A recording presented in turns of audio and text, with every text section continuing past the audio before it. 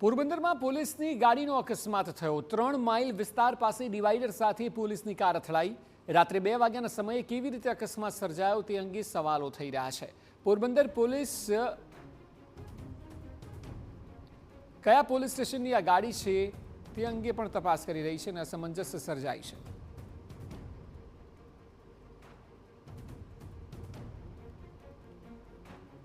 તો મોડી રાત્રે ખુલ્લા રોડ પર અકસ્માત કઈ રીતે થયો તે પણ મોટો સવાલ છે। જુઓ જે પ્રકારે ગાડી ઘટના બાદ દેખાઈ રહી છે તેમાં મોટો અકસ્માત હોય તેવું લાગી રહ્યું છે। રોડ ખુલ્લા હતા, કોઈ ટ્રાફિક તો સવાલ જ નથી અને મોડી રાત્રે પોલીસની ગાડી અથડાઈ જાય છે અને કયા પોલીસ સ્ટેશનની આ ગાડી છે તે પણ હવે પોલીસ શોધી રહી છે। એ પણ એક મોટી અસમંજસ છે કે જે અકસ્માત બાદ વાયરલ થયેલો વિડીયો અને તપાસ હાથ ધરાઈ છે ત્યારે સવાલ થાય છે।